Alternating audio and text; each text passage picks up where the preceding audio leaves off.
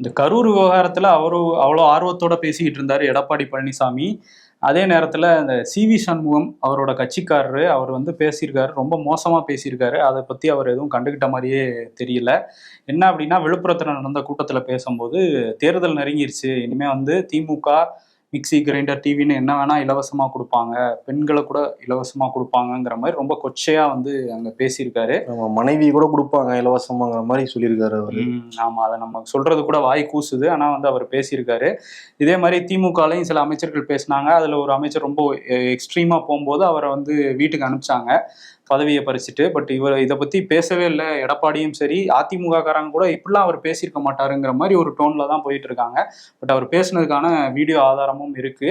முன்னாள் அமைச்சர், இன்னாள் எம்பி வந்து பேசுற லட்சணமா இது? இல்ல, தான் என்ன பேசுறோங்கிறத உணர்ந்து பேசுறவங்க இருக்காங்க.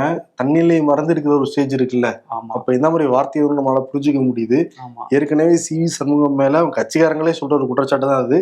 எதிர்கட்சிகள் விழுப்புரம் போனா இதான் சொல்லி ஆரம்பிப்பாங்க. ம். தள்ளாடிக்கிட்டே ஒரு அமைச்சர் இருப்பாரு, ஒரு அமைச்சரா இருந்தப்ப சொன்னாங்க. எதிர்கட்சியா இருக்கிறப்பயும் வந்து சொல்லிட்டு இருக்காங்க. இந்த மாதிரி ஒரு மோசமா எப்படி பேச முடியுதே தெரியல. அந்த விழுப்புரத்துல இருக்கிற அரசியல்வாதிகளுக்கு என்ன ஆகுதுன்னே புரிஞ்சுக்க முடியல. ஆமா. அவரும் விழுப்புரம், இவரும் விழுப்புரம். இவர் நிதானத்துல பேசாத மாதிரி தான் தெரியுது நம்ம பார்க்கும்போது.